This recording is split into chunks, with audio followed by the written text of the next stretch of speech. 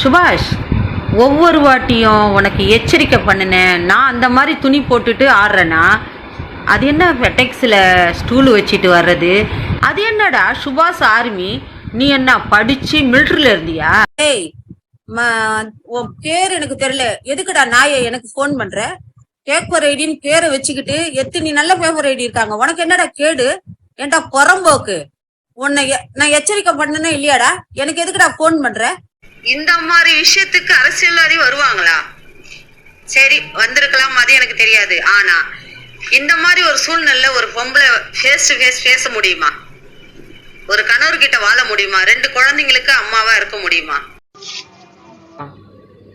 அது என்னடா அது? அமுத பாட்டி, டேய், நீ தாத்தா ரேஞ்சுக்கு பேசுறன்னா அப்ப நீ தாண்டா கிழ நாயி.